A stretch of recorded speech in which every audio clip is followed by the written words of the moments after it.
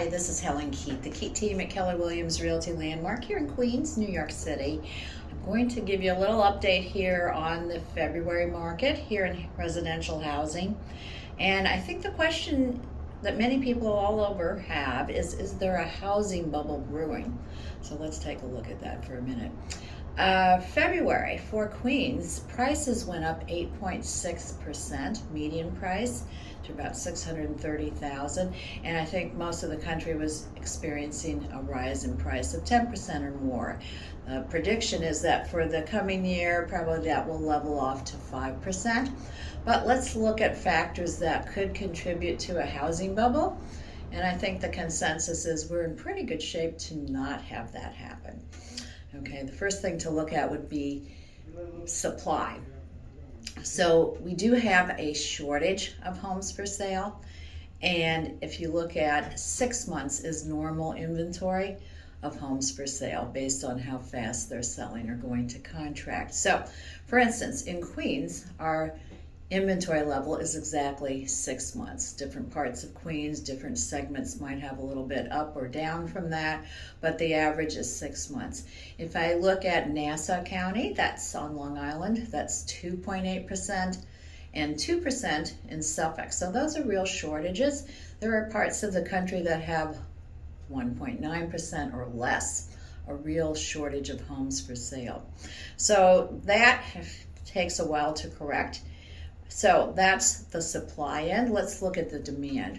The demand is there. Okay, so we have certainly the millennials who are reaching the time where they, hopefully they have the job situation under control and feel they're ready to form their households and buy housing, and spurred on by low interest rates. Okay, so this is giving them a very good time to purchase. And also because of the pandemic, many people are looking to make a move for one reason or another. More space, accommodate different members of their family. Maybe they need the yard. They don't need to commute or be on top of the office, but can come in a couple of days a week. There's starting to be that sort of trend. So this is contributing to the demand. Demand is excellent.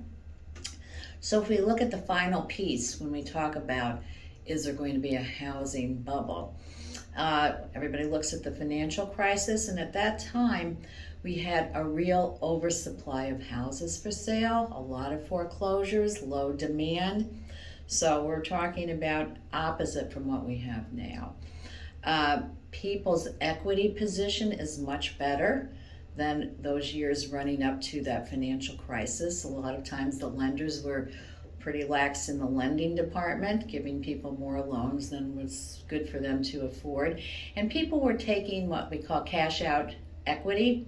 They were using their house as a piggy bank in the 3 years run up to the financial crisis. So there was really not a lot of equity or negative equity as the financial crisis happened, and then we had foreclosures. Foreclosures bringing on a big oversupply of housing. So I would tell you now, and probably the experts, this is where I'm getting it from all sorts of sources, but the demand is there, driven by low interest rates.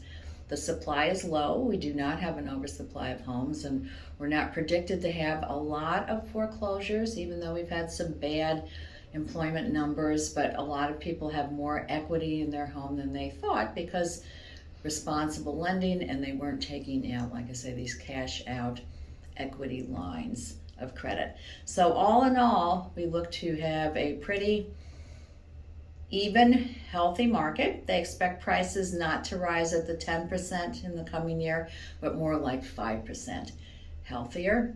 And we look to see with the demand driven by, like I say, the millennials, people looking to change their scenario, go up or downsize, certainly take advantage of these low interest rates, which are still about 3%. So we're looking for a very, very healthy market. Reach us, and we're here to help you build wealth through real estate and reach your goals. The Keit team at Keller Williams Realty Landmark. Thank you.